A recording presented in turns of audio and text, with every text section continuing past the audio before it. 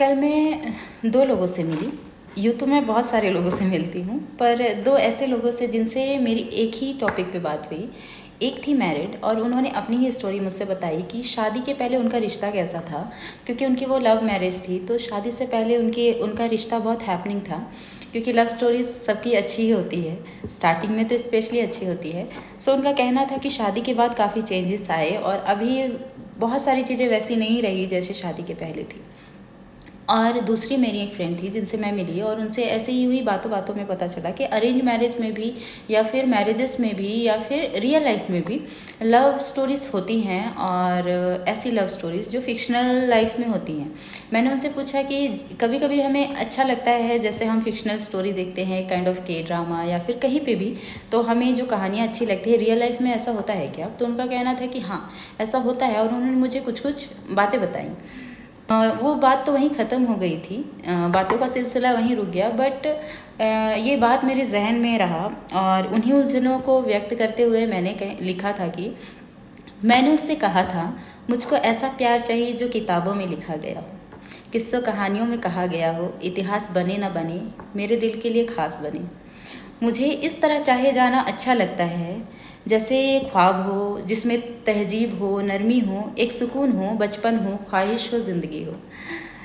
उसने हल्की सी मुस्कुराहट के साथ मुझसे कहा कि ऐसा प्यार सिर्फ किताबों में होता है, रियल लाइफ में नहीं, अफसानों में होता है, फिक्शनल स्टोरीज में होता है, हकीकत में नहीं।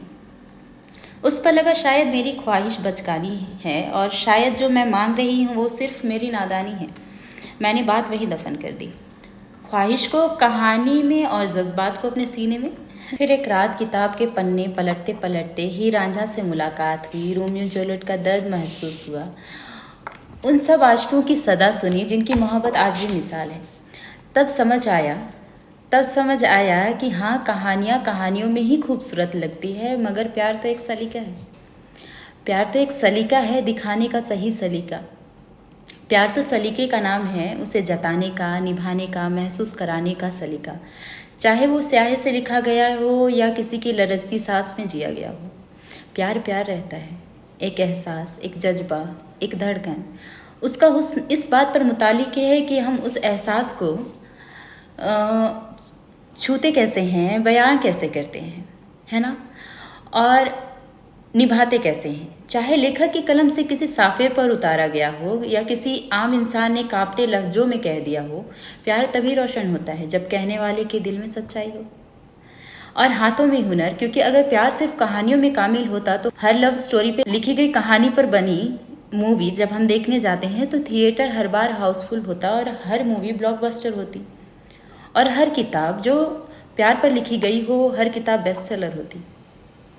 और असल ज़िंदगी में प्यार जताने का हुनर ना होता तो हीर रांझा आज भी इश्क की आयात ना होते, लैला मजनू का नाम लेकर कोई आह ना भरता।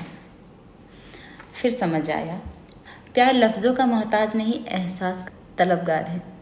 प्यार लफ्ज़ों का मोहताज नहीं, एहसास का तलबगार है। बेहतर हाथों का हुनर बने तो ताजमहल सा चमकता है, किसी के सीने में दिल बनकर धड़कता है, ये अफसाना बनता है। सच तो ये है, प्यार कलम और पन्नों का मोहताज ही नहीं है। प्यार तो प्यार होता है, हुनर हो दिखाने का तो किसी के हाथ का हुनर किसी के आँख का नूर बनकर झलकता है। वास्तविक दुनिया में हकीकत एहसास होता है, क्योंकि प्यार तो बस प्यार होता है।